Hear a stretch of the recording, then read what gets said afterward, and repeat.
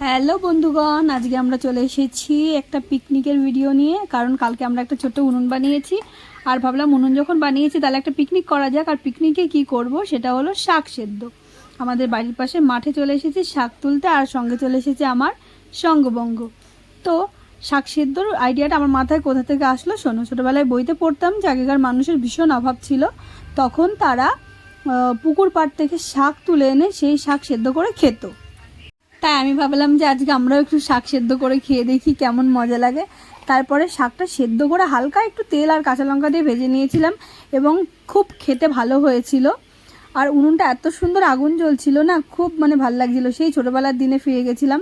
আগে এরকম ছোটোবেলায় প্রত্যেক দিন রান্নাবাটি খেলতাম, ছোট্ট উনুন বানাতাম, তারপরে এরকম রান্না করতাম, রান্না করে খেতাম আবার। তো আজকেও সেই ছোটোবেলায় ফিরে এসেছি। আমার রান্নাবাটি খেলতে খুব ভালো লাগতো আগে, এখনও খুব ভালো লাগে। এখন বিয়ে হয়ে গেছে, প্রত্যেক দিন রান্না করি, কিন্তু তাও রান্নাবাটি খেলতে আমার খুব ভালো লাগে। আর তারপরে আমার শাক ভাজাটা হয়ে গেছে, আর তোমরা সবাই শাক ভাজা খেতে চলে এসো।